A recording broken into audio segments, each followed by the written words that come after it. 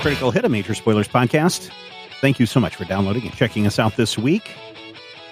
Rodrigo, I think we succeeded. Yeah, probably. Sort of. Hey. I don't like how you phrased that.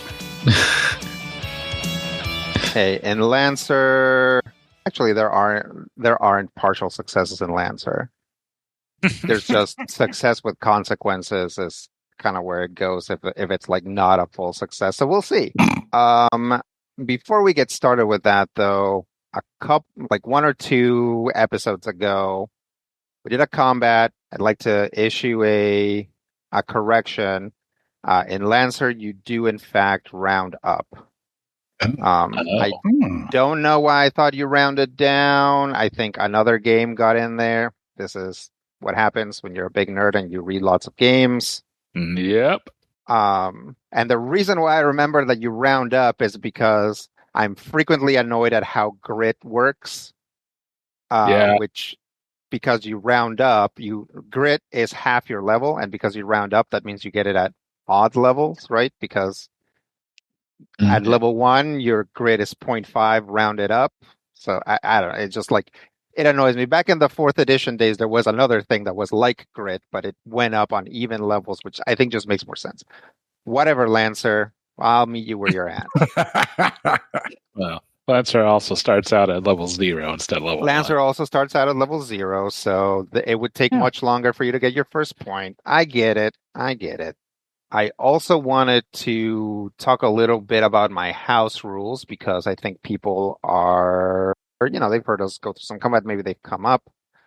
But I talked about scrambling. The scramble is a rule simplification that still kind of exists within the rules. It's not quite a house rule so much as like me putting brackets around something to make it more simple. And basically what that means is that a mech can go over an obstacle that is its size or larger by expending the obstacle size plus 1 movement. So for a size 1 mech to get on top of a size 1 obstacle, that's 2 spaces. To get on top of a size 2 obstacle, that's 3 spaces.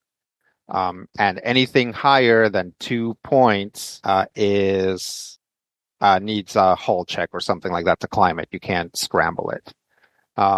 This does kind of change some stuff. If anybody gets Kai bioplating, I already have a fix for that, so it's okay. Don't worry about it. This also means that size 1/2 mechs can only scramble over size 1 terrain, and everything else is too big and they have to climb it. Again, not a huge deal.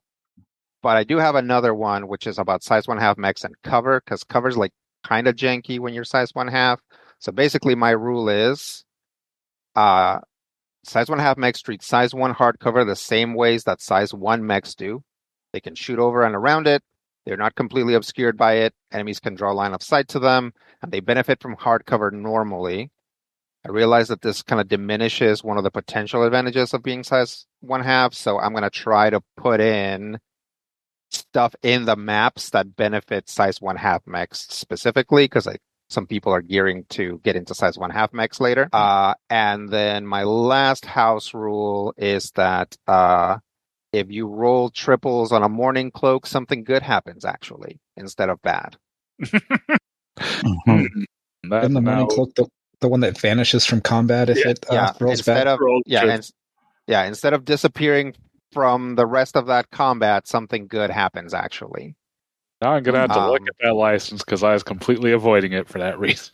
Yeah. Well, the way that, Lancer is very customizable. You can change things up pretty good. But anyway, I probably have other like sort of smaller house rules. Like I think technically you're supposed to roll damage first when you use an AoE and then roll.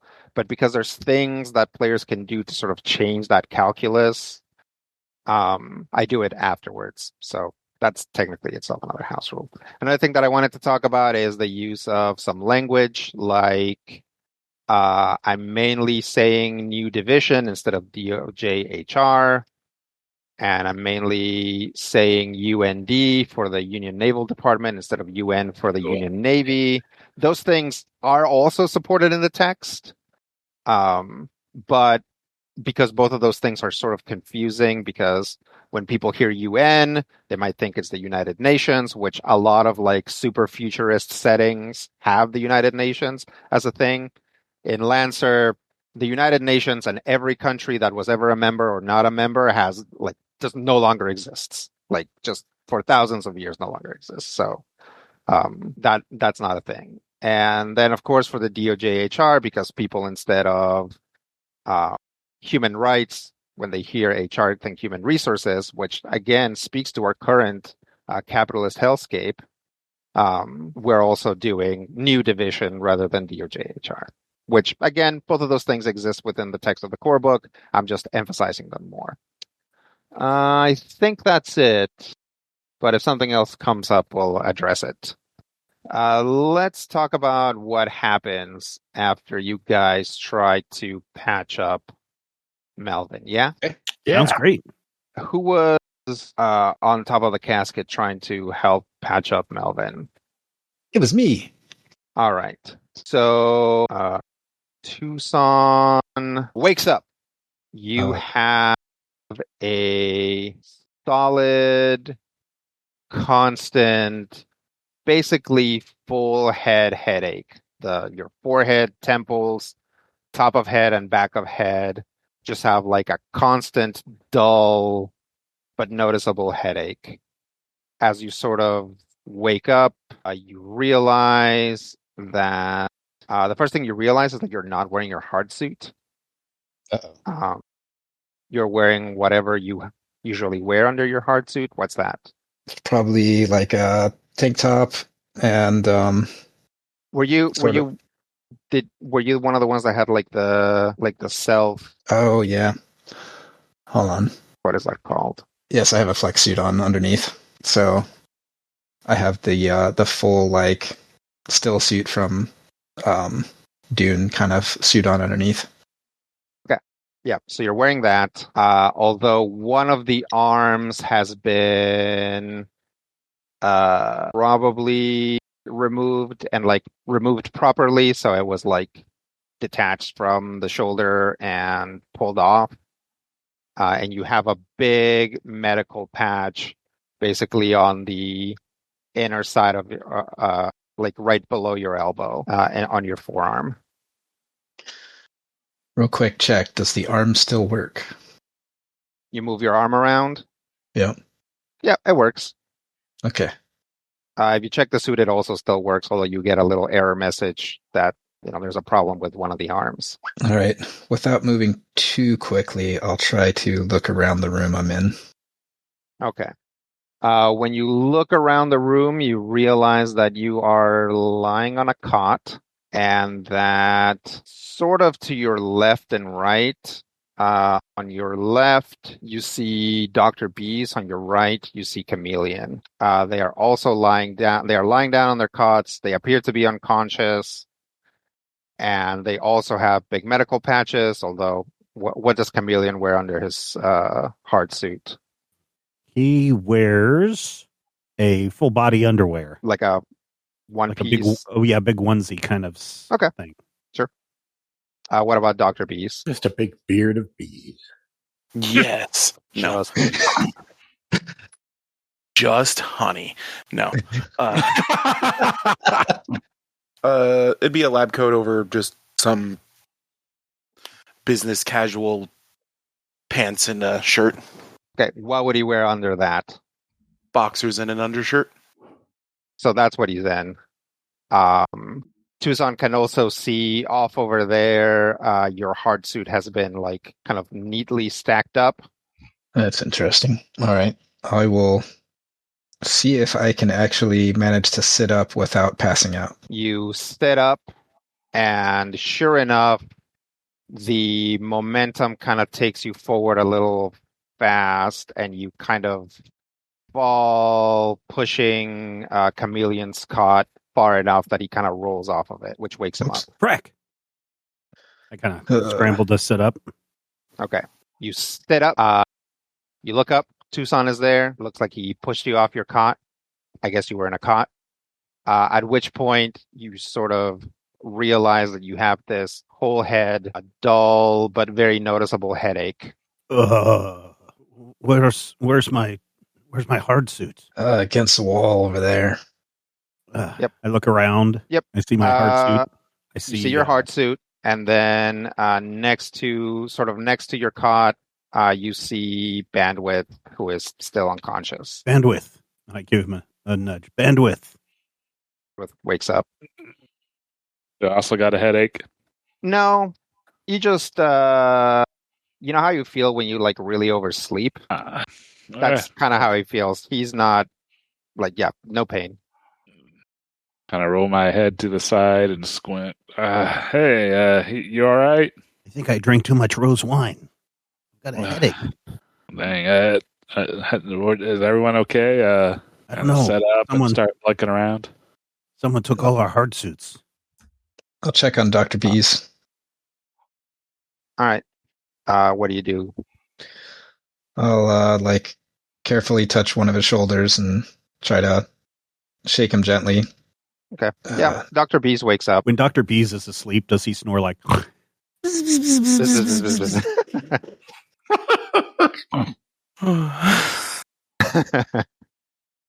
right. I think that size a no. Or is it? Yes. Dr. Bees wakes up. Dr. Bees also feels like he overslept and doesn't have any pain or discomfort otherwise. Oh, what happened? What am I late for?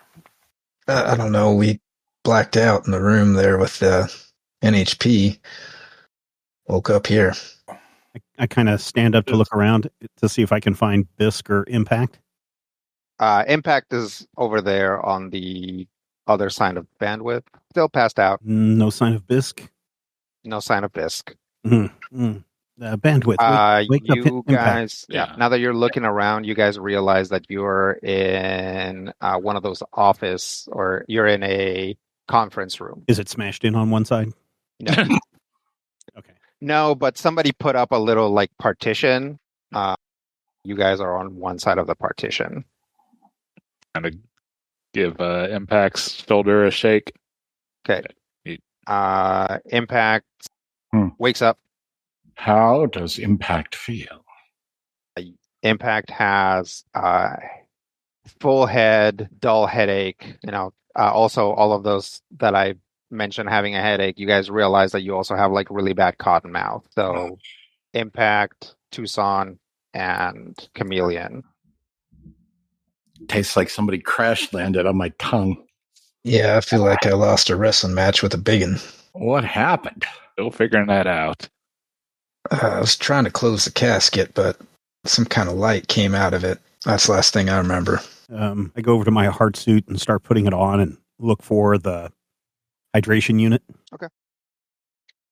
Yeah, you find it. Oh. I drink. Okay. Finish putting on my hard suit. Is my my gun and my knife there? No, those are not there. What about our helmets? Are the helmets here? Helmets are there. Okay. I'll just get fully dressed then. My weapons are missing. That the same for all of us? Yep. So are all of our gear gone? So would my camo cloth and my data plating, my patch be gone? Yep, they are not there with your hard suit. Okay. Yeah. Anything that doesn't directly build into the hard suit is not there. So if you have data plating, you probably have that, especially if it's integrated into your body, you still have that. Okay.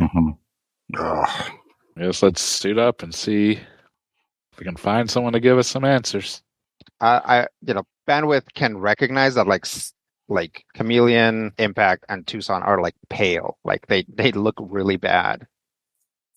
Actually, you guys, do you want to just kind of rest here maybe? Rest of us can look around and... Yeah, give me a second and I'll be ready to move.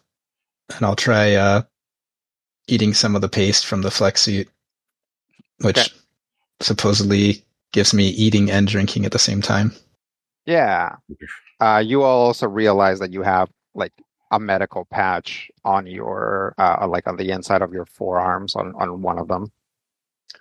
How does it feel? It feels fine. It doesn't like hurt or sting or anything. If you like peel it, it just comes right off. The underside of it is like moist. Is there like severe damage on the arm underneath or anything? Nope. Huh. Whoever applied this seemed to know what they're doing. Yeah. Does everybody have a patch, or just the three of us that are not feeling super great? Nope. Everybody has one. Okay. And did we say Bisque is here or not here? Bisque is not here. Although there is a partition, so can we look over the partition? Yep. You look over the partition. You see the entrance to the room. It has these like mechanical slats that have been pulled down so that it's like darker in here. You do see some light coming in from under the door. And also when you look around, you see a couple of tables set up with like all of your gear and weapons. Oh, yeah. Go pick all that stuff up. There you go. Grab that, crack some honeycomb to give to the three that are looking great, or not looking great. Okay. Thank you. That's disturbing. What is that? It's honey. Like for bees? Yeah, it's good. Where did you, where are their hives located? They taste clover. On planet, on campus. Ah. Boom, boom, boom, boom, boom, boom, boom, boom, boom, boom. Actually, definitely anything in the honey that's going to make you feel better doesn't kick in instantly. But actually, the action of chewing on the honeycomb does make you feel a little better. Oh. Okay. And, it's honey. So that's what happened. So there you guys are in a sort of meeting room that has been converted to a small triage unit. Those Bisque set us up in here? Bisque stuff is not in here. No, he set us up in here. I don't know. We probably need to find out. Yeah. Let's take a look around then. I'm going to keep my weapon drawn. Okay. Probably smart. And I'm also, I don't know if it would be worthwhile, but maybe throw on my camo cloth. Okay. What's So that do? I take out this this cloth and I just look at you guys and I throw it over myself and I disappear. And you just hear this voice say, "I promise I'm up to no good." All right. Probably want to be behind everybody else or well ahead of everybody else. Yes, then, behind so everybody they don't else. run into you. Okay. Yeah. So who opens the door to start investigating what's happening? I'll do it. Okay. Tucson opens the door and halfway steps into a very well lit hallway. It no. hurts. I have experienced this before. The well-lit hallway. Sensitivity to light. Oh. Yep. Yeah. It's the same deal with Impact and less so with Chameleon because actually now he's looking through his camel cloth, but still a little bit. Basically, when he opens the door, right, he doesn't have to you don't have to step out. There's like this flash of light. Yeah. That hits you guys pretty hard. I will activate my anti-photon visor. That's smart. I'm gonna do that too. Okay. Do I have one of those? Sure, I do. I don't remember if you packed one. I do. Yeah, but you don't need it. Yeah. I would say if I see Impact struggling and he doesn't actually have one, I'll hand him mine. If I put my hard suit back on, which I think I did. Okay. Yeah, I think everybody put their hard suit back on, right? Yeah, isn't there a thing built into my visory thing? Your visor would have potentially some sort of like active or manual way to like tint it. Mm-hmm. Not to the point where it could stop the sort of thing like that an anti-photon visor could, but definitely a well-lit room, it'll protect you from that. So yeah, you can turn that up. Okay. Yeah, so Tucson takes a step out, stops immediately, backs up a little bit, and basically everybody runs into him. So you guys kind of all stumble out of this room. Sorry about that. On the outside, you see several things. You are in one of these offices or in one of these meeting rooms. You've been down this hallway before. That way is some collapsed offices and the control room. In the opposite direction is a hallway and an intersection. And close to the intersection, you see two people talking, one of whom you recognize as Red Iron. They are wearing kind of a union uniform kind of clothes. All right. And so not like in hard seats or anything? Nope. Oh, I'll holster my weapon. I'll probably go ahead and undo my helmet and walk up. Okay. Yep. As you walk up, Red Iron, you are in like his line of sight. He taps the person he's talking to and points in your direction. The person turns around. It is a somewhat heavy set young man. Got very light brown skin, epicanthic folds, kind of a baby face. Has brown hair parted on the left. He smiles and says, "Oh, hey, you're awake." At which point you recognize Bisk's voice. Yeah. Some of us a little rougher than others, but yeah. So I take it everything went all right. All right enough. Yeah, Bisk just kind of looks generally in an upward direction. And he says, do you have something you want to say to them? And a translucent blue sphere appears just sort of in the air at about eye level. And then two eyes appear on it. The eyes are one on top of the other, so they're not side by side. But they are oriented so that, like, right, so this is like the, eyes are wider than they are tall. So it's oriented like the face is the right where it needs to be, but one of the eyes is on top of the other, right? So it's not on its side. It is just two eyes, one above the other, kind of looking generally at you guys. And it says, "Hello. I would like to apologize for any inconvenience and or pain that you experience while helping me recover from my cascade." Oh, that's understandable. So, I've been. I guess first off, you guys have been out for about 40 hours. What? What knocked us out? Oh, yeah. This was your first. We call it an OSCW, and I forget what it stands for. It's like ontological separation crisis wave. Right. Yeah, the energies that were put out, they can have the effect of like briefly disconnecting you with your, I guess, human-sized framework. You kind of briefly might experience the entirety of the universe, and it's kind of hard to do. Yeah.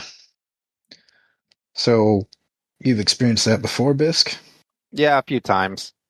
After the third or fourth time, it's actually, you recuperate from it pretty fast.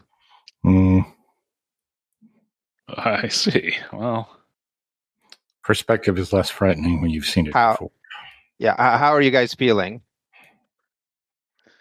Like 10 miles of bad road. Disembodied voice says, "Yeah, I don't feel so good." Oh, okay. He kind of looks around. Okay. Yeah, it can be pretty rough the first time. I hear if you have some sort of, definitely if you've had some sort of like neural implants, they tend to sort of buffer that. Another mystery solved. yeah. Yep. I was going to ask why some of us got special treatment. I was going to be upset. Yep.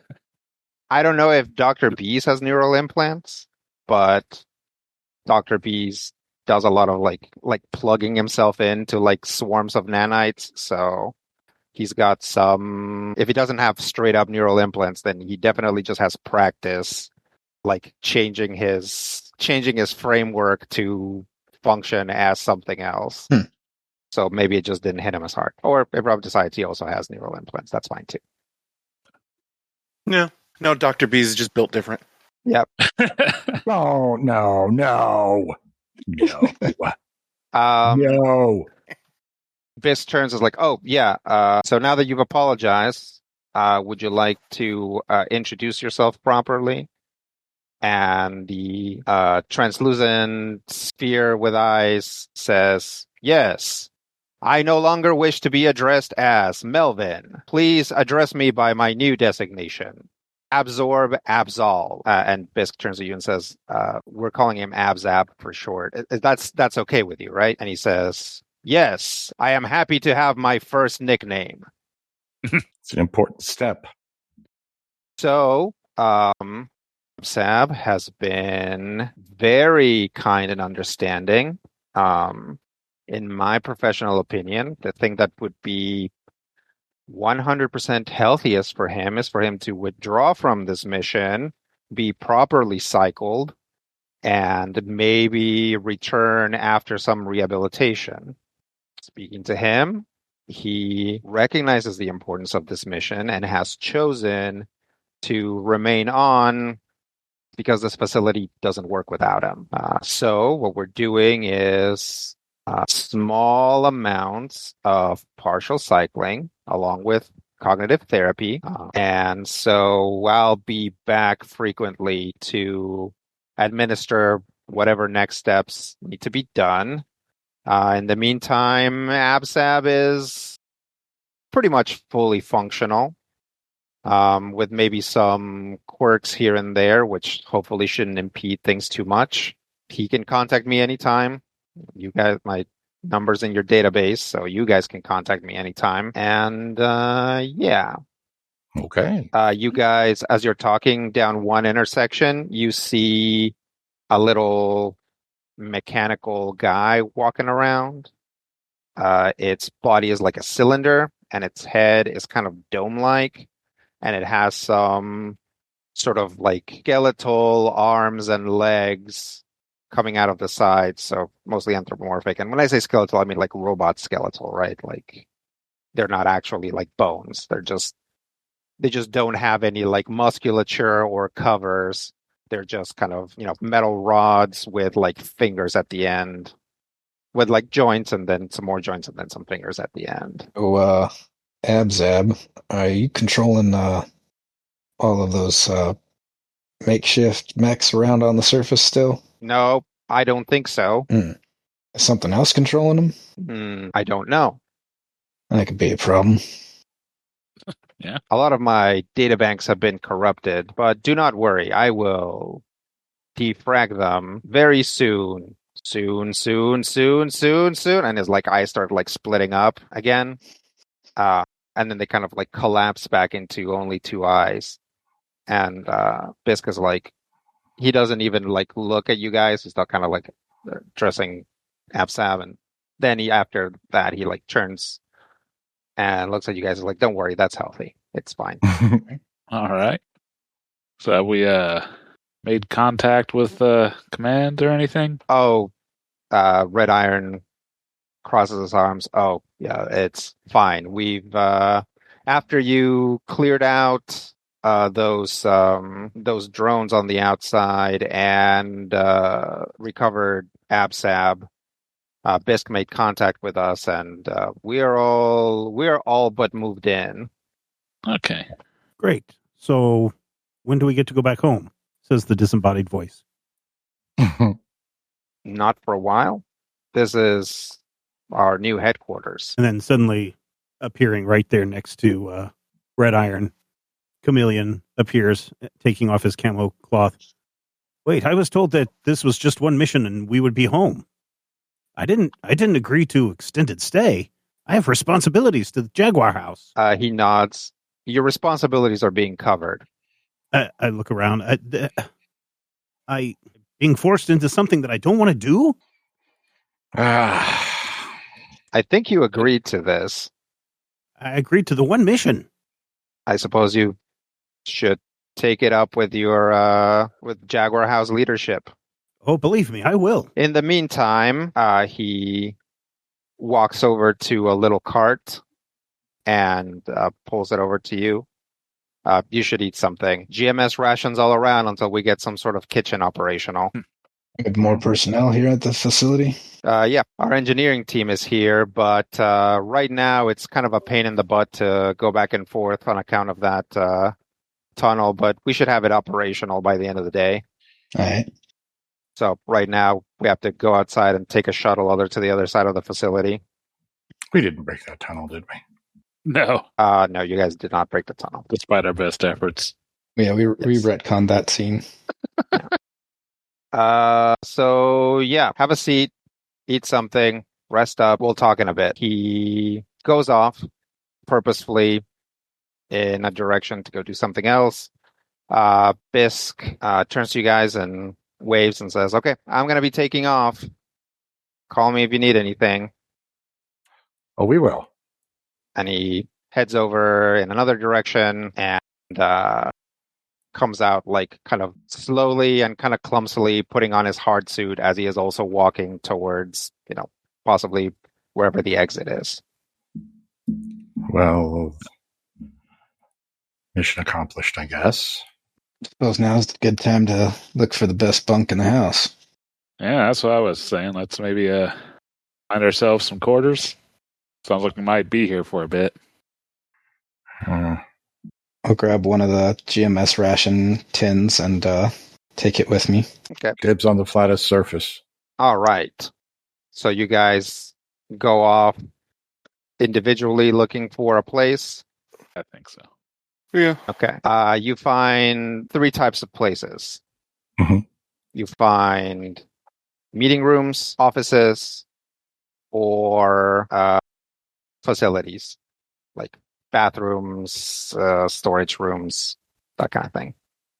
Do the meeting rooms have like big conference tables? Yeah. Dibs. I'm just going to go back to the place that we were at. Okay. Well, there's Yeah. 5 cots. Yeah. Oh. And they're all mine. Hey, now wait a minute. You called dibs on the table. He called dibs on the cot, so, That's not how dibs work. Isn't that explicitly how dibs works?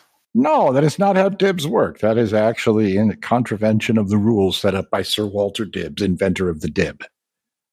I stack all the cots on top of one another. You have somehow made an uncomfortable sleeping arrangement uncomfortable and dangerous. Yes. Yes. Or as we like to call it, chameleon. What are the arranged- rest of you doing? I've arranged all the blankets and pillows into a little fort. Okay.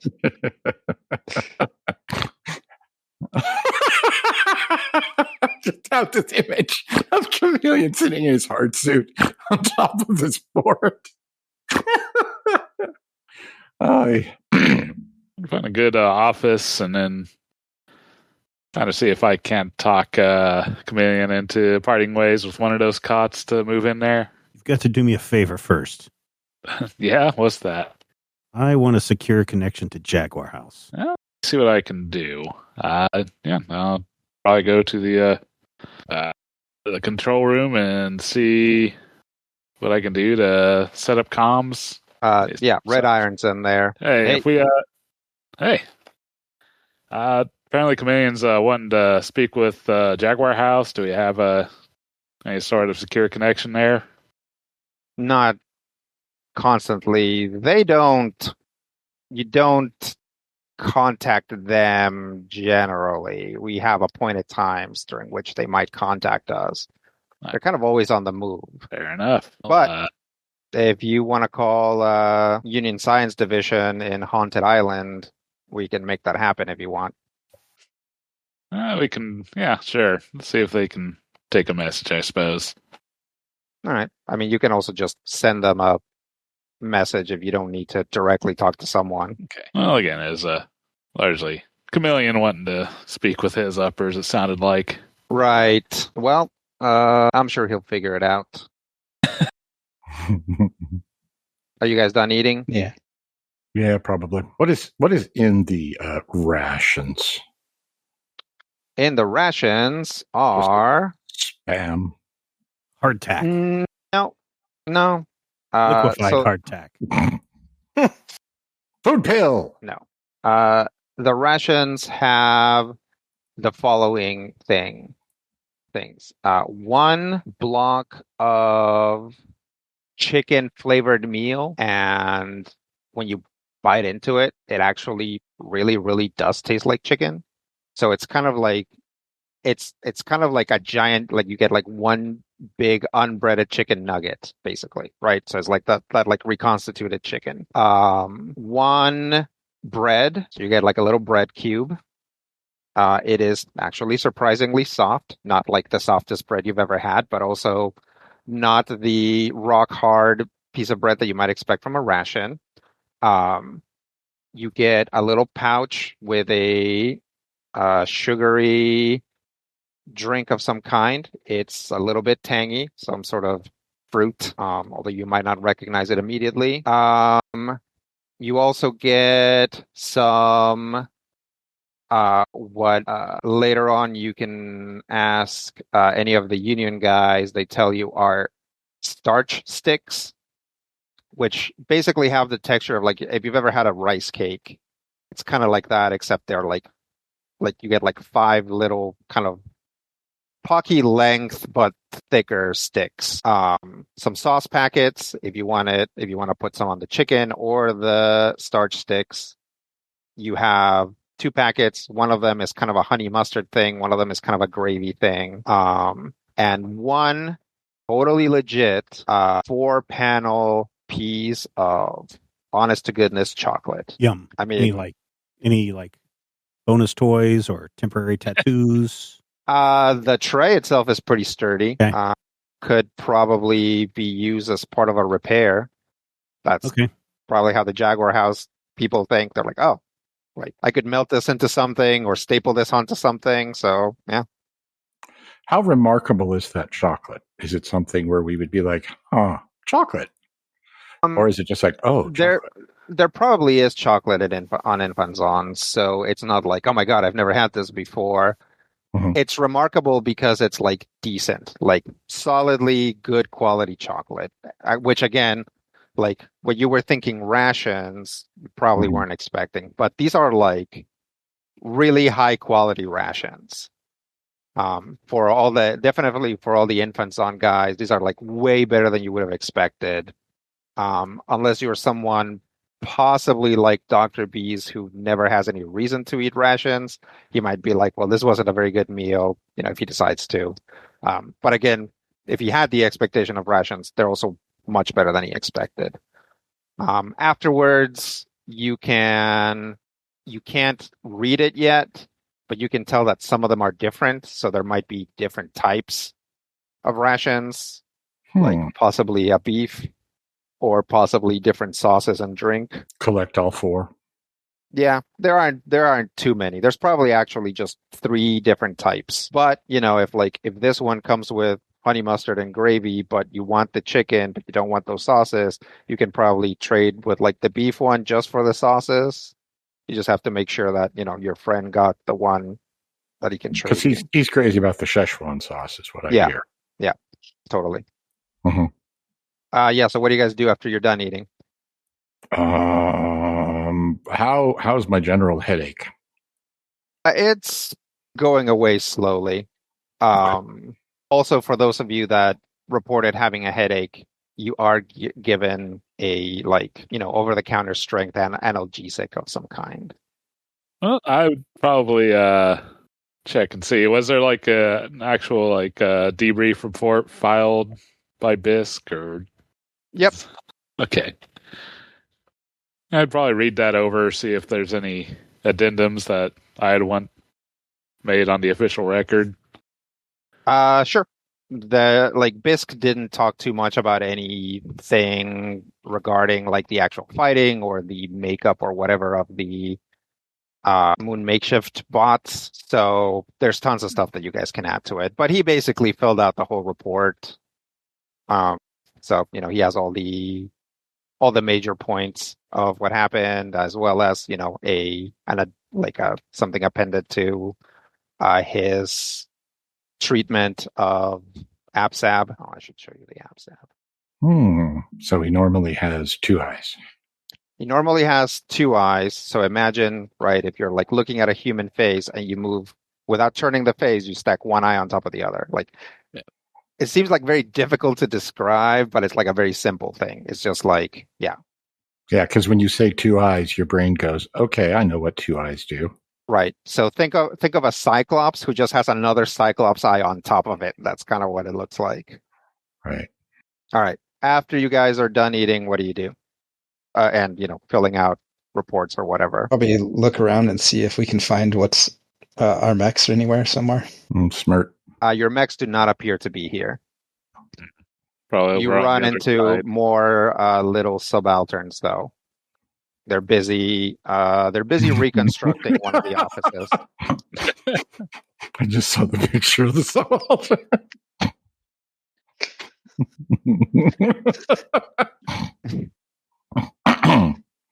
I'm serious too. They do have some internal storage.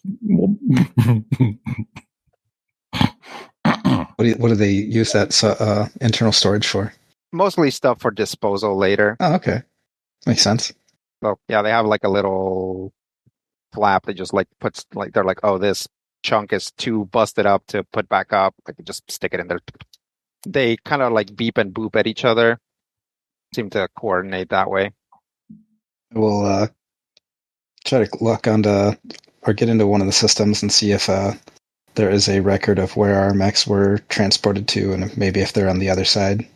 Yep, your mechs were moved to the mech hangar, Okay. which is on the other side. We've been there. Yep. Yep.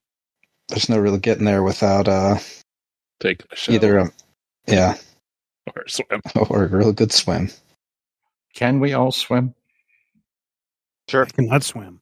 Yeah, unless you decide that you can't. Yeah, I don't know. I did grow up in a desert. That's true.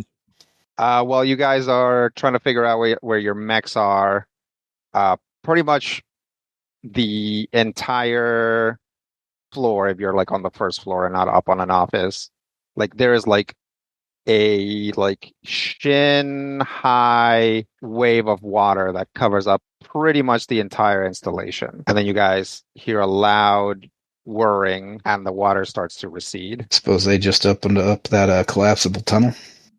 I guess. I hope so, because otherwise we might have to start running. Unfortunately, where to? Away from the water. Yes, the tunnel is open. Was that Abzob? Yep. Thank you for the notification. I think I'll head over there then. I am updating your facilities maps. Thanks. Appreciated. Here's the tunnel, which is now functional. As you guys approach it, you see a lot of little subalterns with mops, like cleaning it up. Yeah, my map's not too bad. As you approach it, Red Iron kind of intercepts you and says, "Oh, you heard the tunnel was open?" Yeah. Mm-hmm. Zab, let us know. Here, let me pass you some of these, and whatever devices you have, start like dinging a few times. Right now, we have to be very disciplined about the things that we print. But if you want to print any personal items, clothing, a hair dryer, whatever you need, you each have some tokens that you can use. We also prepared one of these offices. We printed out some bunk beds. If you all would like to sleep there for now until we figure out a better arrangement. Dibs. That might work. See, that's how dibs work. Write that down, Dr. Beast. So are you all up and about? Are you ready to get back into it? Depends how far into it goes. I'm sure you're interested to see what is going on with your mechs. Very much so. We don't have a lot of engineers right now. There are only 5. So right now, at any given point, when you want to get to your mech, You're going to have to wait on their availability because they are also setting up this entire installation. Let me real quick get in contact with them, and I'll pass you a schedule so that you can have a look at your mech. And he pulls out his little data pad and is clicking on it. And sure enough, I mean, he doesn't stop you from going through the tunnel. He kind of walks away from you. But sure enough, in just a minute, each of you gets a little kind of like reminder for your calendar of when to head over to the mech hangar. Is anybody gonna stop us from heading into the hangar? No. All right. Well, don't see that I need any technicians to take care of my own mech. I am the technician for my mech. Exactly. Oh, that's just fine. I'm not. Okay. I'll head right over there to the mech hangar. Okay. I mean, I'll so tag along. Okay. Who is not heading to the mech hangar? I think we'll all go. Yeah. Okay. I mean, I'm not going to be of much help in terms of engineering. I mean, I just drives them. I don't fixes them. No, you do fix them. They definitely don't have enough engineers on the crunch core, so you have to do a lot of it. You can be a rock star about it, but that's not actually true. Okay, so I'm lying. Yeah. Thanks for calling All right. that out. As long as we set that up, that's fine. You can was that's not a impact lying in character. Yep. All right. Good. I'm with you. We're good. I'm with you. Okay. You guys head over to the mech hangar. Inside, there are several bays. You guys like break out looking for your mechs, or you go like bay by bay together? I think we should go bay by bay, and then each of us walk away from the group dramatically as we reach our particular bay. And the music can like swell in the background, and it can be like the da da da da da da da, and we're like kind of, we need to do this because this is going to be probably like stock footage in every episode. Yeah. Okay. You guys walk, and one of the first bays that you definitely walk past like a couple empty bays first, but one of the first bays you walk to has Tucson's mech. It is very opened up. Yeah. Like a lot of the panels are open and popping out, and it is currently suspended from the ceiling. Well, looks like I got some work to do. Well, we'll get right to it then. Start seeing about grabbing some of those tools that were you described being in this room. Sure. All right. You grab your tools, start heading over, go up onto one of the catwalks. You kind of have to like manually move it over to your mech, and then you can like walk onto kind of the cockpit area. Like it's depending on what exactly you're going to do, it's hard with your mech being suspended. All right. Well, I'll see what I can do. Okay. Yeah. While your mech is suspended, you can make some repairs, but also you don't have access to any printing materials here. So, like, what was your repair cap at? I was at half, so I was at 3.6. Yeah. So you can do a patch job here, but like you need stuff printed out to actually fix your mech. Well, there is a printing bay nearby. Hopefully, we won't get in anybody's way too much by doing so. Okay. Who finds their mech next? Sure. Dr. Bees, there's your mech. Looks just as beat up as you left it. It is not suspended from the ceiling. Yeah, it didn't have near as many problems or near as much beat on it as everybody else's. Yeah. You didn't get to stand in that line attack twice? Wait, Didn't get left to just take attack after attack after attack. Hold on, wait a minute. I think there was a third one. It seems to be it was coming from, I think it was an ally? No, Yeah, it was I that think one I got there. It was that one I got there. Your stinger weapon is not attached to it, though. Is it in the bay? It is not. Well, I'm finding the first person who looks like they would answer to anybody. Okay. Who finds their mech next? I do. Okay. Yeah, there's your mech. Looks like my mech. Yep. Well, they took out the reactor, though. Got to get that put back in. To be fair, it was kind of, And, Also, same deal as everybody else. Without access to printed materials, you can't really fix your mech. Yeah. I'll get those engineers on it. If Tank were here, he'd already have it fixed. Yeah, definitely. Tank does first.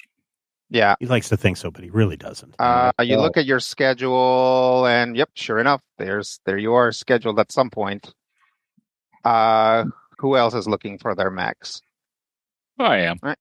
You go over to your mech, and as you head over to another bay, your mech is rolled out onto sort of the staging area of the mech hangar. It's sort of being rolled out. It has like these wheels attached to its little quadruped legs. So it's not being walked. It's just kind of being rolled out. Yeah.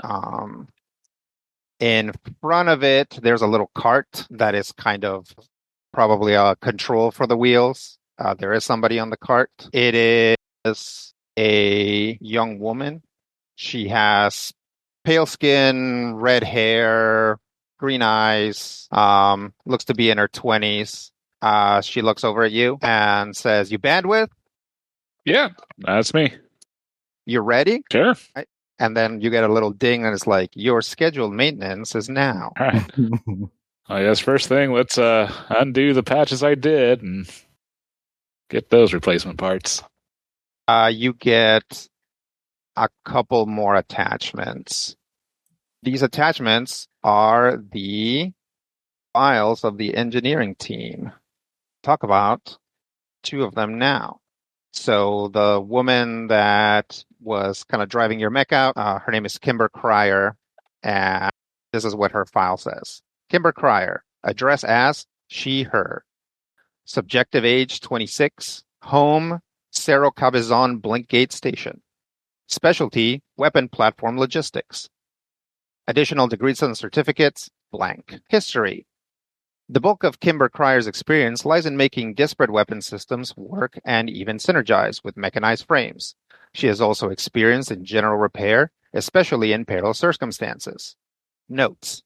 Cryer was part of a pirate group, the somewhat infamous Thunder Piss crew.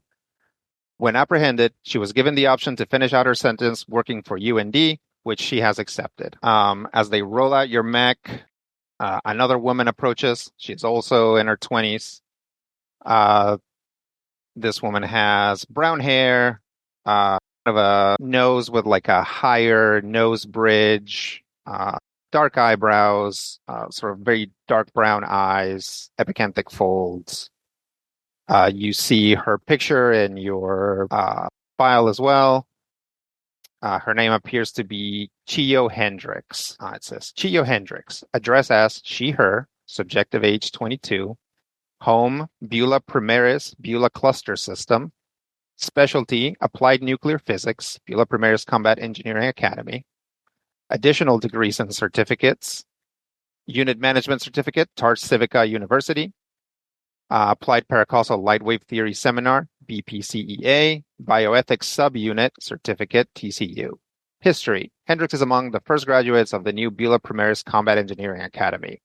She distinguished herself during the short but deadly RMR-H conflict. Hendricks was handpicked for this unit for her applied knowledge, but also for her organizational and leadership skills.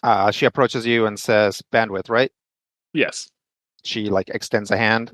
They are both wearing jumpsuits, kind of just light brown, maybe, let's say light brown jumpsuits. They have goggles and belts and stuff variously. Shakes your hand. Yep. Return the handshake. Says, hang on. We're actually wanted you to see if you needed to retrieve anything from it, because we're going to go ahead and feed this bad boy to the recycler. Your new license is in. Oh, excellent. Okay.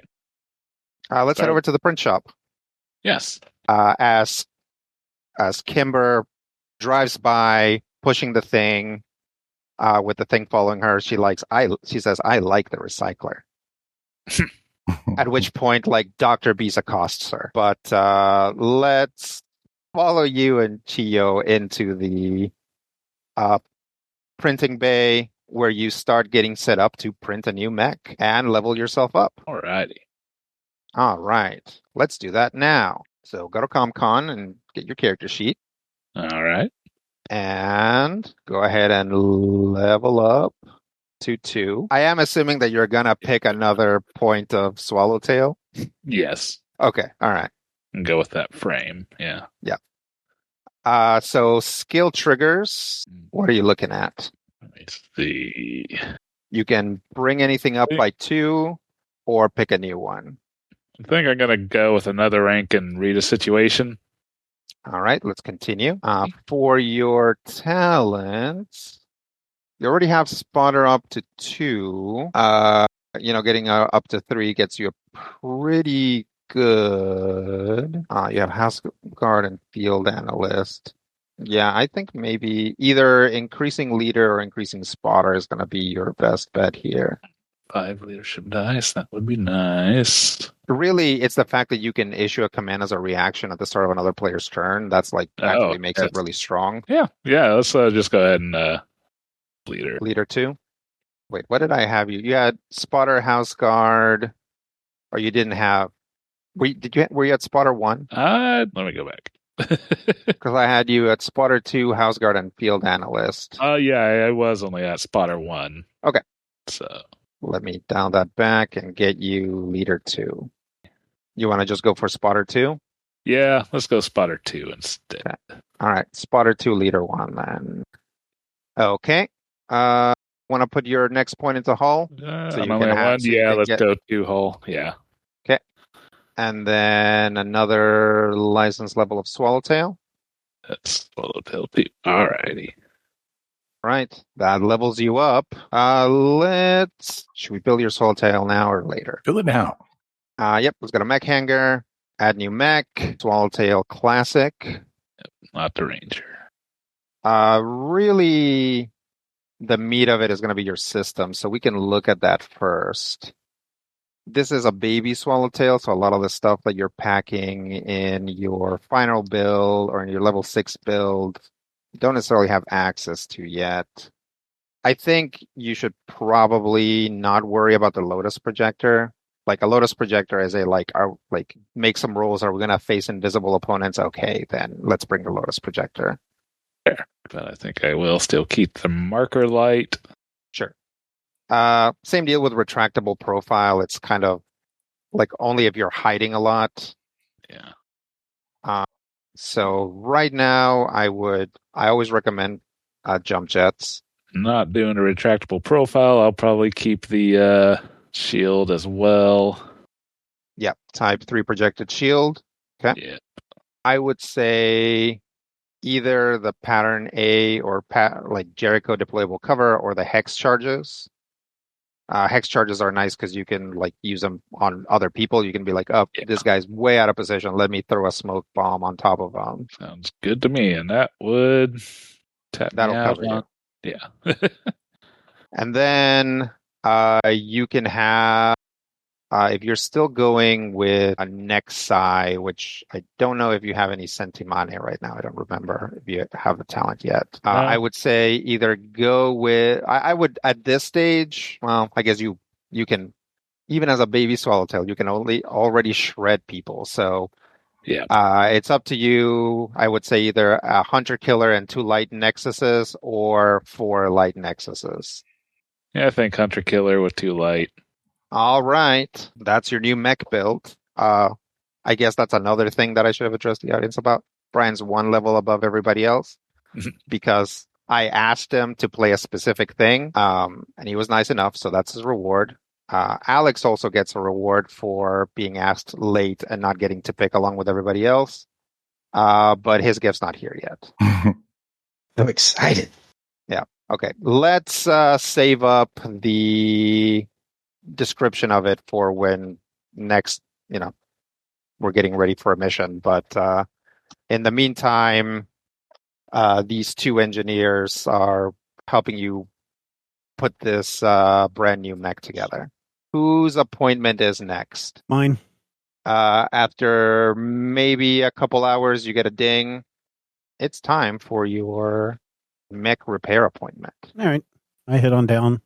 When you get over to your mech at the mech hangar, there are 2 engineers there already. One hello. of them, hello. You have the files of all the engineers. One of them I've already described. It is Chio Hendricks.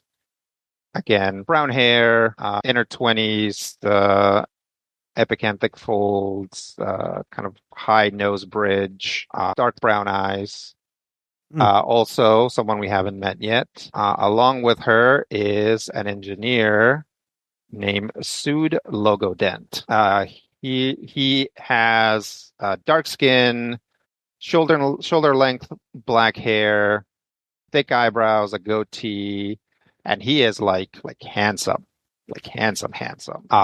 Here is what his sort of we'll say hazel eyes. Here's what his file says. Sud Logodent, address as they, them, subjective age 25, home, Gonth, Verdusia system, specialty, motonics and locomotion systems, Sayu Temple.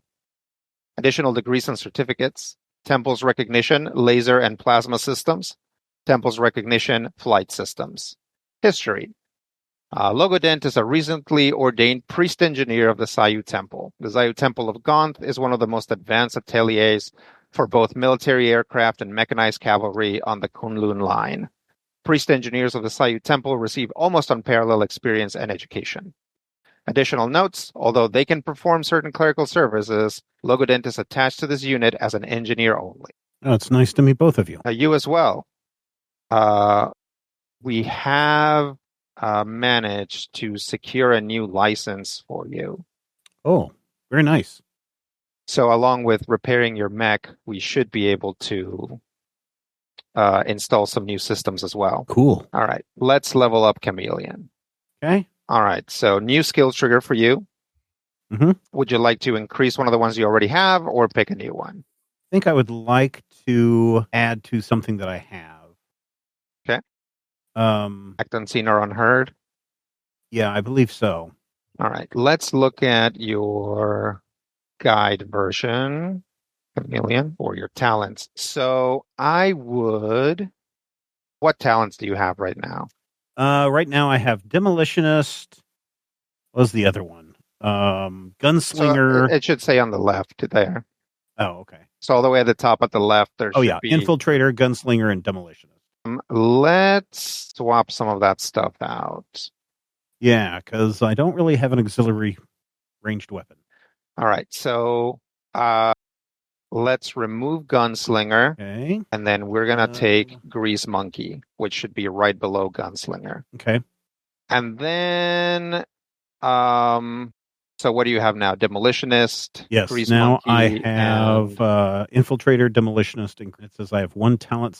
You have one more. So I would suggest that you take one more point of Grease Monkey. I think just because of where your mech's going to end up, you're going to want Grease Monkey died all the way up as fast as possible. So I'm going to add Machine Bond on to that. Yep. And then it's going to take me down to continue. Continue. Okay. So going into license level 1, you've already got 2 points in hull, right? So Correct. I would recommend, because of your heat usage, that you take a point in engineering. Yeah. Okay. And then let's go down to the metal mark. So that should be under Smith Shimano. Yeah, I'm looking. There it is. And you should be able to unlock Metal Mark 1, which doesn't give you the chassis yet, but gives you some new systems. I'll go ahead and continue. Continue. Add a Update core pilot. bonus. You shouldn't have a core bonus. Says I'm ineligible for core bonus. All right. Yep. And then update pilot record. Okay. All right. Let's go to your mech hangar. Mech hangar.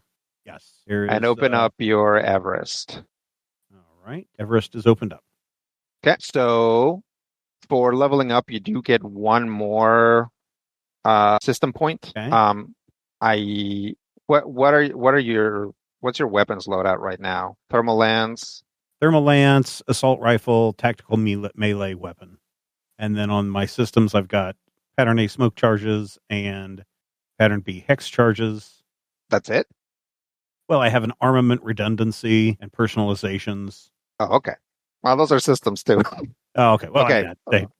I thought we were just So- looking at stuff. So Where you're at right now, you would be able to only take reactive weave as one of your new systems, which is okay, but it's definitely maybe not the most interesting one out of the two.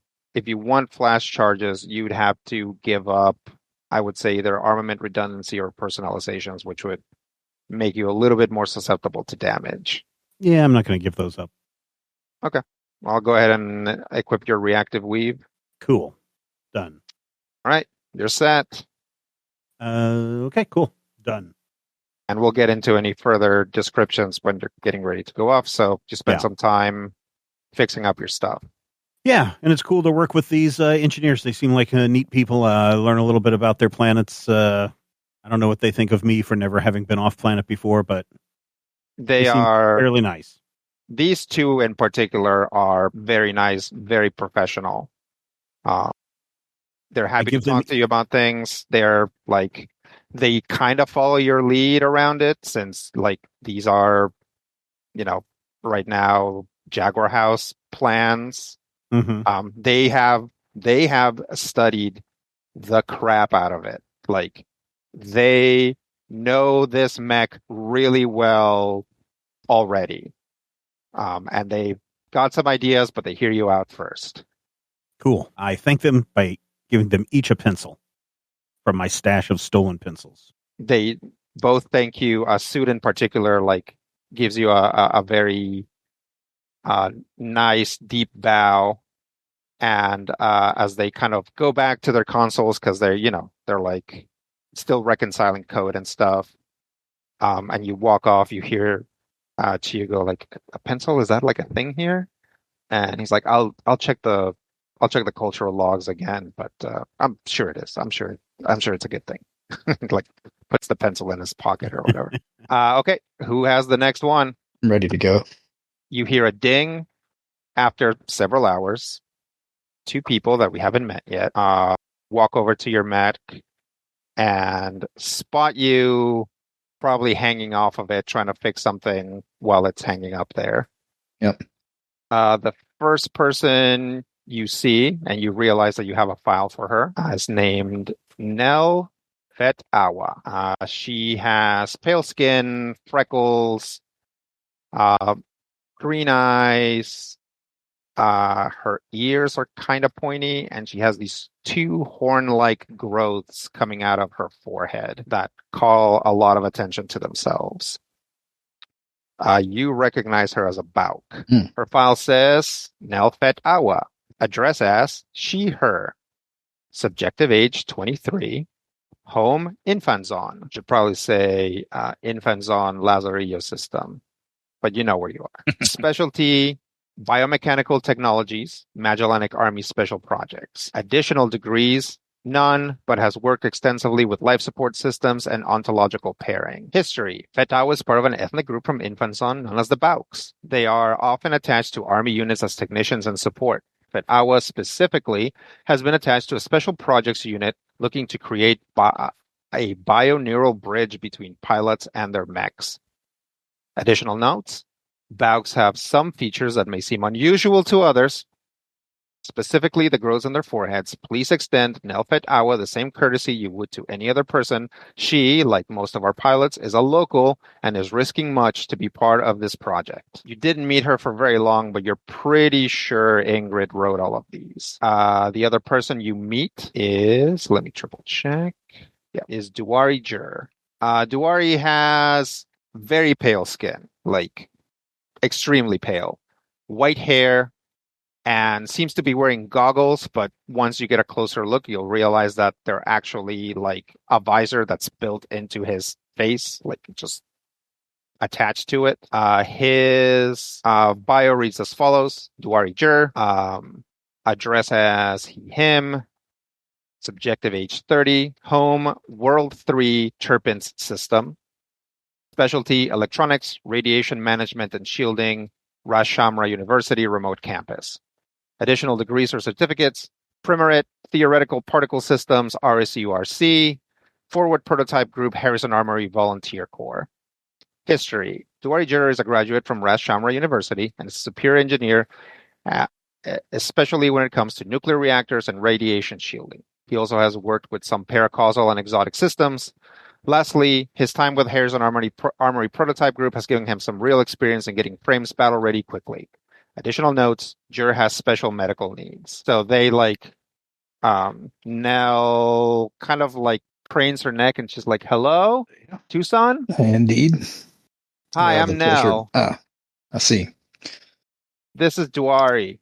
He kind of raises an arm, and his hair is shoulder length, so he's tying it back as he starts to tie it back, waves at you, it drops, start tying it back again.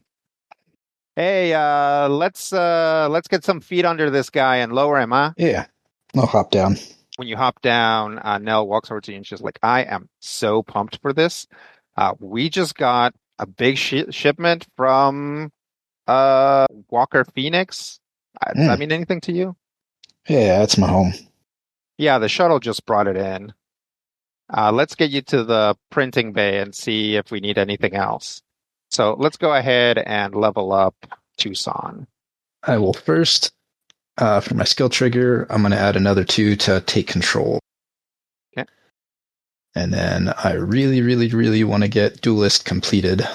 So I will take Duelist 2 for Blade Master. Rad. What are your other talents? Executioner and Hunter? Yes. Okay, cool. We'll get you a Pip of Brawler next, probably. Yeah. Well, you might After want to finish Duelist 3 first. Yeah. Duelist is just too good. It is. And Duelist 3 is really what I've kind of built this my whole plan is built around. Yeah. My recommendation is a Pip of Engineering here. For sure. Yeah, I have 2 in hull, but I'm going to really need the heat cap here pretty soon. Yeah. All right. Let's put a Pip there and continue. And then we're taking the first point of Blackbeard, right? Yep. Suddenly there are 2 red eyes starting to appear in the background. And not here yet, but they're starting. Okay, so yeah, as they're setting stuff up, they have they brought this huge long wooden box, and they kind of crowbar it open, and it has some stuff on top that's basically non-branded silica packets essentially. Nell reaches in and she pulls out this pink, red pink tendril, and she looks at it and looks at Duari and looks at you, looks back at Duari. Maybe I should explain that. That's some of the sort of muscle fibers of a biggin that we took down a couple months ago. It's actually going to be applied into the systems of my mech here. It allows me to sort of increase the strength of the systems. She says, she looks back at Duari and she's like, amazing. And he's like, you know what? I'm just going to put a mask on now. I am sure I'm not going to be able to take the smell. Yeah, that is a good idea. And they'll wheel it back over there. Let's go over to your mech hangar. Okay. So I think exactly where you're at. No, you actually... Wait, do you have enough points? No, you don't have enough points for the synthetic muscle netting. So you're going to have to pass up on something. Yep. I would get rid of the shield. Yeah, that's kind of what I was thinking. Because you're going to need the movement for the jump jets, and especially if you get rid of the shield, you're going to need the personalizations. So, and it sucks to lose your big weapon. So armament redundancy. You could get rid of armament redundancy too, because you have plenty of weapons to blow up. It's always a good thing to have. Yeah. So what would you want to keep or get rid of here? I'm kind of tempted to lose both of those. Okay. There is some scenarios where I don't really have anything in melee range of me for a bit. Okay. So you want a grenade? Actually, I was thinking about turret drones just so I can deploy them out and use some reactions as well. But I'm not 100% on that. Honestly, if that's what you're looking at, I would just bring a ranged weapon. No, I Like can't have do your that. man yeah, unfortunately you're really tied up with all your talents into melee. Yep. I would say if what you want to do is every once in a while deal some damage at range, pack a grenade. All right. Those are the hex charges. Yeah. Or I can deploy mine and blow myself up with it. Did you have a heavy melee weapon? Is that what you were using? Yeah, heavy melee weapon. Okay. Are you gonna pack a chain axe? Oh, heck yeah. Okay. And then 2 knives still. Yeah, the tactical knives. Okay. We'll get into how the chain axe looks later when we're getting ready for a mission.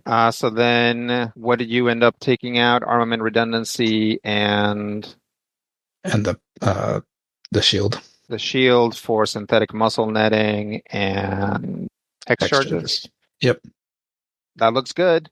I think that's it. All right, that's you. Did somebody say impact?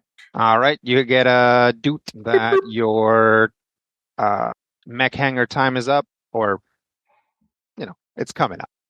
Mm-hmm. You head over to the mech hangar, Mm-hmm. and there waiting for you are 2 people we've already met. They are Duari Jur and Kimber Cryer. Mm-hmm. Duari is the one with very pale skin and the visor built into his face. Mm-hmm. Kimber is the light skin, red-haired lady. So far, Duari seems to be the oldest engineer at 30. So any of you can start getting the sense that like this is like these guys are like professional and all, but this is kind of a like this is your first big assignment crew. Right. Like there seems to be a lot of that going on. Yeah, but they come up to you and they're like, "Hey," or Duari says, "Hey, I hear someone's already been having trouble with their reactor." I wouldn't call it trouble. I mean, Okay, all right. yeah. Well, let's have a look at it. Okay. This thing is just way bigger than I am happy with and not quite as armored as I'd like. And I mean, reactors explode. That's the thing that reactors do. But Well, we're processing some licenses for you. We'll get you into something more compact. it's Hopefully probably soon. better. Okay. All right. Let's level up impact. Hi. Seen the level up button? Yeah, it's So under on the top level right. 0. Yep. Kapow. So go ahead and level up. I am Continue. leveling up. Continuing. And then let's get you a new skill trigger or increase one you already have. Okay. I think for impact, definitely increasing get somewhere quickly makes sense. He's kind of a get over there guy. But there's always stuff like stay cool or charm, lead or inspire, since he's also kind of a talking to the crowd guy. Yeah, I think right now my initial instinct is the same as yours. Get somewhere quickly. Now I have 2 get somewhere quickly currently. Yeah, you should be able to just click that. Like if you click on get somewhere quickly, it'll take you to where you can 4. get it. And then at the right, it'll, increase it to 4. And 6 is the max. So, if you want to get somewhere quickly up as fast as possible, next level, you can just take it and then that'll be the max. Okay. All right, let me look at your projected guy. Skill selection complete. Yep. Continue. Yep. So talent-wise, you got Skirmisher 1, Juggernaut, and Pancrati. And I think the main thing we want to get you now is... Let me see what Juggernaut wants. Yeah, I think the main thing we want to get you right now is Skirmisher 2.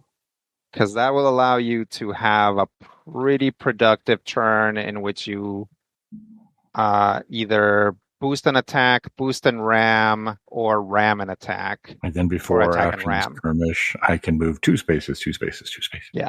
Is that skirmisher dose? Okay. Yep. Doesn't provoke reactions. Heck yeah. Yeah. So it really, really increases your ability to just like position yourself. Talent selection complete. Continue. Let's continue. All right. I would strongly suggest putting a point into engineering, which is going to increase your heat cap. Okay, I can do that. Okay, let's go ahead and continue. And then for your license, let's go ahead and take the first point of Caliban, which should be up there with the IPSN licenses. Yep. Okay, let's continue and So I continue. click on the Caliban. It says 0 of 1 licenses. Do I want to unlock Caliban I? Yep. Spiffy. And then continue.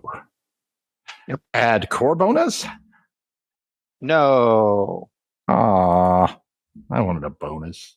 Well, in a couple levels, you'll get one. Well, I should have one now. Okay. All right. Let's go to your mech hangar and go to your mech. Okay, so update pilot record. Correct? Yes. Yep. Maybe? Yep. Oh, hey. And now I'm a level 1 impact. Yeah. Yeah. Mech hangar. So here's the deal. Right now, as you are, you don't have to change anything if you want to just add your supermassive mod to your melee weapon.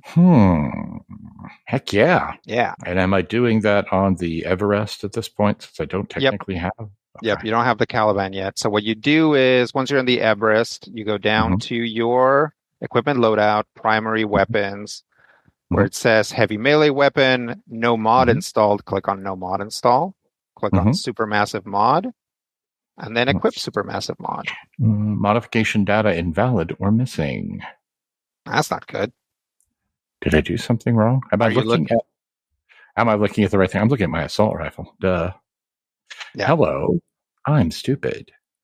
Shrek pow. Supermassive mod. Whoop-a-pow. Okay. Yeah. I have supermassive my mod. Yeah. So basically, your licenses have allowed you to print out this material that makes your weapon easily 3 times as heavy, but allows you to sort of like control that density. So now whenever you hit somebody with it, you can knock them back 1 for free, and it also gets overkill, which allows you to re-roll any ones you roll on damage. Overkill was almost my code name. Ah, there you go. Yeah. Okay, so I got that. I might have vetoed that because that could potentially get confusing. Right. Yeah, well, I mean, I wouldn't know. Yeah. Okay, so I have done that. Do I save anything? Nope. You can just go back to your pilot sheet or whatever, and you're set. Click on my head. Now, it does still say, let me check my pirate roster. It says level 0. That's my character name, though, isn't it? What does? Oh, at the top. I think my character name is actually level 0.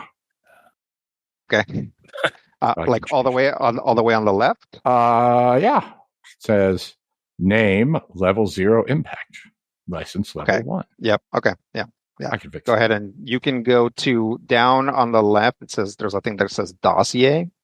And if you click on that, that should allow you to change any part of your biography and identity. Okay. I think that's it for impact. Yep. It's only Dr. B's left. I believe so. Okay. Dr. B's, how's Dr. B's feeling? Depends on how quickly someone listened to him. Not quickly. You unfortunately met up with the most combative member of the engineering team and feel like you were kind of given the runaround there for a bit, but you get a message saying that your mech is ready to be worked on. As you head over there, you see 2 people that we've already met. You haven't met them yet. You see Nell and you see Sood. Nell is the girl with the little horns, freckles, light skin, green eyes, kind of pointy ears. Sood looks like a handsome engineering Jesus. And Nell, like they're both walking towards you, but she keeps kind of doing this weird step because she's like, seems to be really excited to talk to you. So she gets to you first. She should be. And she like reaches out for your hand to shake. And she says, Oh my, Dr. Bees. I am such a fan of your research. Which research? I have read all your papers on remote neural control, as well as the ones on incorporating biomimicry systems. And I was working for the Magellanic Army. They're not nice, but we were implementing some of your nanite research into some of their mechs. I say the Magellanic is our enemy, right? Yep. Okay. It's been a moment since we've actually mentioned them. Sure. The well, Magellanic Authority is the empire that is occupying the majority of Infanzon, and the Magellanic Army is their army. Well, that is why I volunteered for this. Me too. Sood waves and says, "Hello, my name is Sood. It is a pleasure to meet you." We got your stinger. I personally wanted to scan it. I just really wanted to be sure that it was being treated with the proper time and respect. Let's go look at it. Finally. All right. Yes, for her to lead on. Okay. She walks quickly. Let's level up Dr. Beeves. Oh boy. Continue, and then let's look at your skill triggers. I have you with blow something up, hacker fix, inventor create, and investigate. Is that what you have? Okay. All right. So you can increase something by 2, or you can pick something new. I'm just going to go ahead and increase inventor create at Makes this sense. point. Okay. Let's continue. Yeah. And then let me pull up your sheet here. You have a few options. Shepard is really the only drone commander talent that is like absolutely necessary if you have if you're using drones. The other ones are like cool things that you can do with your drones, but like Shepard is like, I need to move these drones, right? Mm-hmm. So don't necessarily need to dip into that. If you want to go all drones all the time, getting more drone commander makes sense too. But other options for you are higher engineer, getting into empath, and getting into spaceborne. Let me talk to you about spaceborne real quick. So that should be, I know it starts with an S, but it's from a expansion, so it'll be like pretty close to the bottom. Yeah. So what that does is it basically gives you an EVA system, so like a sort of flight system that you don't have to equip, that you don't have to pay any points to equip. It's slightly worse than jump jets, but it costs no points. You can always just have it.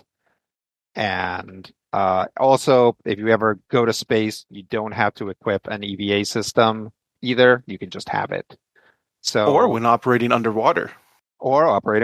Yeah. Which seems kind of important recently. Yep. See, there you go. I was looking at that one. You said empath? Empath as well. So that one's nope. That's not an expansion too. That's actually right above spaceborne.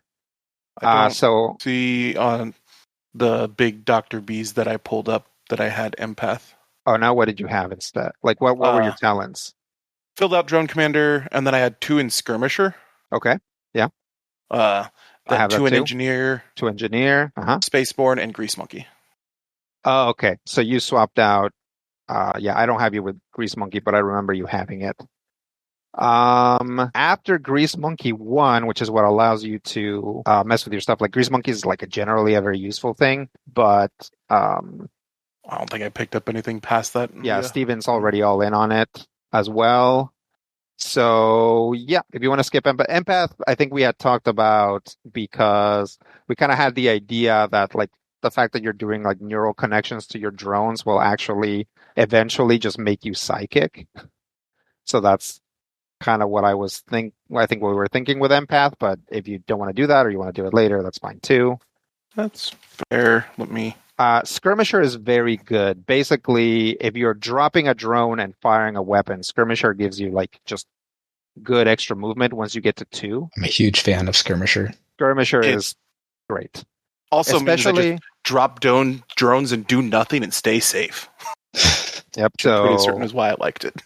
Yeah. Yep. That too. So yeah, the first pip gives you soft cover if you don't attack. So you want to take that? I think I'm going to go with the Spaceborne. Okay. For this one? Yes. After Yeah. dealing with the underwater nonsense that seems very Makes sense. on brand for Dr. Bees. Yeah. And I would strongly urge you to take a point in hull. I guess. You don't have to. I mean, I ultimately will. The other good option is engineering. Which I didn't take at all, apparently. Yeah, you put 2 level points 6 into one? systems, so you could. Let me I'm see in what a you big have. Dr. Bees. Oh, I mean that's fine if you're not if your play loop doesn't involve a lot of what I want to say, overcharging. On big Dr. Bees, now that I'm looking at it, I might suggest moving those 2 agility into engineering. I Fair. see that you want to go all in on systems, so you have more room for drones, and that's fine. But you definitely, honestly, right now, I would say put a point in hull. Okay. 2 Yeah. more hit points, and then next level you can increase your rep cap too, which you can use for drones anyway. And then let's take the first pip of Balor. Yeah. So we can get you a hive drone. Oh, it said baller. I think it's Balor. That's the correct pronunciation. But pretty much canonically, we know that Horus Mechs are not named after mythical things or named after D&D monsters. So it's possible that the nerds in Union call it Balor. Yeah. All right. Let's you all set there with your level up, Rob? Thanks. Yeah. Okay. Let's go to your mech hangar. Let me just check real quick. You've got your prototype weapon integrated, and then I have you with a Hunter Killer Nexus, thermal rifle, heavy melee weapon. Yep. Okay. Want to stick with that? Yeah. It seems reasonable at this point. Okay. You should also now see your Spaceborne EVA I do. automatically equipped. So you don't ever have to worry about that. It's also indestructible, which is a good thing and a bad thing, because sometimes you could potentially want to destroy it, but you can't. Turret drones, pattern B hex charges, Jericho deployable cover, personalizations. Is that what you have so far? That is currently what I have, yes. Okay, let's see how much the hive drone costs, which I think is pretty much the only thing from this pip of the license you're going to want. It costs 2, so I would drop the deployable cover, because the hive is going to give you soft cover, but it's also movable soft cover. Whereas the Jericho cover you have to reuse, or pick up and lay back down. Hive drone. And then you still have 1 point. Yep, says I have 1 of 8. I mean, if you ever wanted to hack someone, you could take Scanner Swarm. It does have the word swarm in it. Does have the word swarm in it. That is, in fact, the secondary reason why this was one of the first things I was wanting to go for anyways. Okay, well, let's take it. If you end up not using it, we can take it out later. Okay. Yeah. Sounds like a good way to... away from the hacking stuff, so... Yeah, he'll circle back around to it. But everybody can use fragment signal, so... Yep. It's still pretty powerful. So that should be it, right? All of your SP is spent and all your weapons are equipped? 0 of 8. Every amount says it's got something. Okay. Yeah. So you go over there and they help you print out your very weird, very specific, hive-shaped new equipment. And they'll help you install it too, and we can get into descriptions afterwards. For Dr. Bees, I think more than necessarily he's taking Horus licenses, is he's basically putting finishing up his research and adding more stuff from there. So he's not, he'll be eligible for Horus core bonuses or whatever, but yeah, he's not contacting them so much as this is his own weird swarm technology. Yes. All right. Well, that's it for Dr. Bees.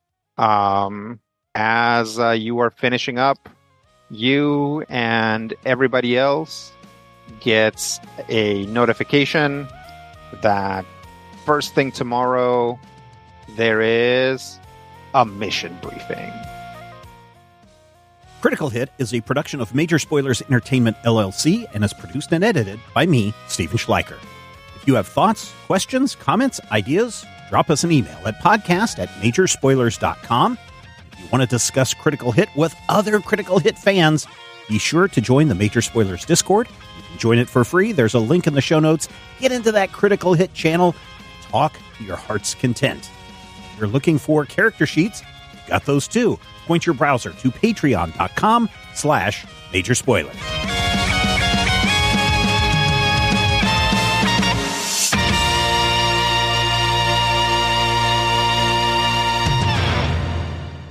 This podcast is copyright 2026 by Major Spoilers Entertainment, LLC.